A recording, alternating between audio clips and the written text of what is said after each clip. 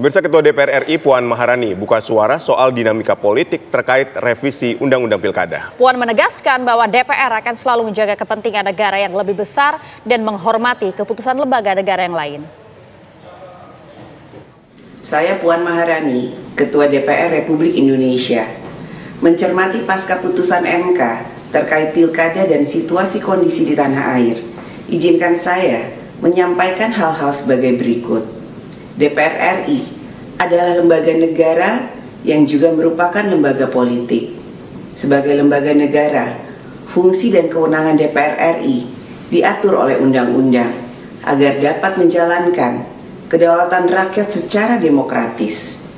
DPR RI juga merupakan lembaga politik yang juga sangat dipengaruhi oleh berbagai perkembangan dinamika politik. DPR RI sebagai lembaga negara yang juga lembaga politik akan tetap mendudukan kepentingan negara yang lebih besar selaras dengan konstitusi, menghormati kewenangan lembaga-lembaga negara, dan tetap memperhatikan seluruh dinamika yang berkembang serta aspirasi dari seluruh rakyat Indonesia. DPR RI mencermati berbagai pandangan atas putusan MK mengenai Undang-Undang Pilkada dan mengucapkan terima kasih atas aspirasi seluruh elemen masyarakat, para mahasiswa, guru besar, para aktivis, sivitas akademika, serta para selebritas. Negara yang demokratis akan selalu membuka ruang bagi partisipasi setiap elemen masyarakat untuk ikut menyampaikan aspirasinya dan bahkan melakukan fungsi kontrol sosial. Kekuasaan DPR RI bersumber dari rakyat. Oleh karena itu, DPR RI akan selalu menjaga amanat rakyat dalam menjalankan fungsi dan kewenangannya.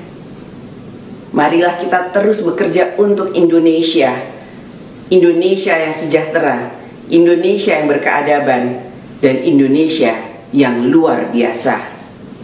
Terima kasih. Pemirsa, Komisi Pemilihan Umum KPU RI menegaskan pihaknya akan tetap berpedoman pada putusan Mahkamah Konstitusi MK dalam menyusun draft revisi Peraturan Komisi Pemilihan Umum PKPU untuk pencalonan kepala daerah. Dan berikut pernyataan dari Ketua KPU Muhammad Afifuddin dalam konferensi persnya di kantor KPU. Kami juga menyampaikan bahwa kami dengan tegas akan melaksanakan putusan Mahkamah Konstitusi. Adapun langkah-langkah lanjutan berkaitan dengan yang kita lakukan terkait dengan tindak lanjut putusan ini, kami melakukan langkah prosedur tertib yaitu dengan melakukan konsultasi, dengan melakukan pembahasan di Komisi 2 atau di DPR. Kenapa? Karena kami juga pernah melakukan hal yang sama. Sekali lagi, karena dulu saat kita lakukan prosedur konsultasi dengan satu dan lain hal tidak bisa dilaksanakan, dan atas situasi itu kemudian kami dinyatakan melanggar dan dikasih sanksi peringatan keras, bahkan keras terakhir oleh Dewan Etik atau DKPP. Tentu belajar dari pengalaman, apa yang sudah kita lakukan dan dianggap tidak benar itu kita benahi, dan itulah yang membuat kami mengambil langkah-langkah putusan Mahkamah Konstitusi. Kami tidak lanjut langkah-langkah prosedural yang kami harus tempuh, kita akan lakukan.